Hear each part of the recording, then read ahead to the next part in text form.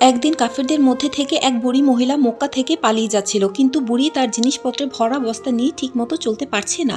এই সময় এক ব্যক্তি এগিয়ে এলেন তাকে সাহায্য করার জন্য। সে জিজ্ঞাসা করলেন, হে বুড়িমা, এত ভারী বস্তা নিয়ে কোথায় যাচ্ছেন? বুড়ি বলল, আমি শুনেছি আবদুল্লাহর বেটা মোহাম্মদ মদিনা থেকে মক্কা এসেছে, আর এখন নাকি সে আমাদের হত্যা করবে, তাই নিরাপদে পালিয়ে যাচ্ছি। তখন ব্যক্তিটি বুড়ির বস্তাটি নিজ কাঁধে তুলে বললেন, বস্তাটি আমি নিয়ে যাচ্ছি। কিছুক্ষণ পর ব্যক্তিটি বললেন, আপনি কি কখনো মোহাম্মদকে দেখেছেন? বুড়ি বলল, না, কখনো দেখিনি। যখন বুড়িকে তার গন্তব্যে পৌঁছালো, বুড়ি খুশি হয়ে জিজ্ঞাসা করলো, বাবা, তোমার নামটা কি? সে বলল, আপনি যার ভয়ে পালিয়ে এসেছেন, আমি সেই নবী মোহাম্মদ। বুড়ি বলল, তুমি কি সেই মোহাম্মদ?